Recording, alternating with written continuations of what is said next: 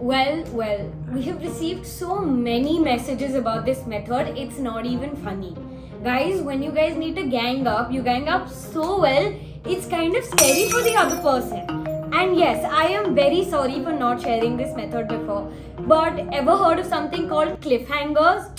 You know, like in season 3 when the Red Wedding happens in Game of Thrones, that was an amazing cliffhanger and I was trying to pull off something like that only. But everyone has to agree that the wait is worth it.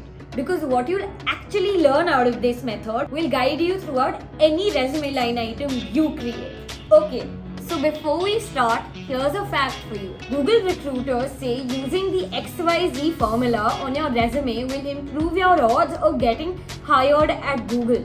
You know what that means?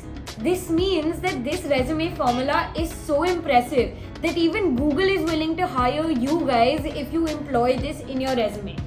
So let's start.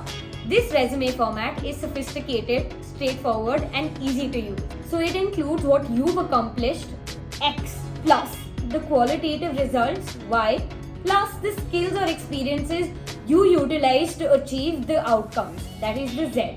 Samjhe? Okay, wait. Let me give you an example for you to understand better. So in your resume, the OK statement would be top the Sunstone G Suite certification program.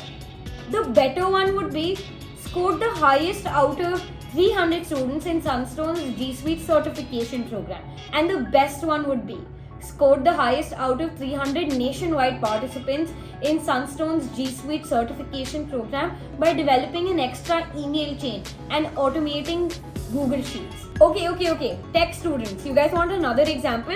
Here's another one. The okay one would be won second place in hackathon. The better option is won second place out of 50 teams in the hackathon. And the best one is won second place out of 50 teams in hackathon at Sunstone by working with 2 colleagues to develop an app that synchronizes mobile calendars. I hope that these examples were helpful in understanding what the XYZ method is. If you don't, let me summarize it properly once more. X stands for what you've accomplished, as in coming second in hackathon. Y stands for the qualitative results, coming second out of 300 students. Coming second out of 50 teams. That is quite impressive. And Z is the skills or experiences that you've utilized to reach this outcome. In the hackathon example, it was developing an app that synchronizes mobile calendars. Very impressive, right? Let's take the G Suite example as well. The X over there was topping Sunstone's G Suite certification program. The Y over there, the quantifying factor, is the fact that you did this out of 300 students, 300 nationwide students.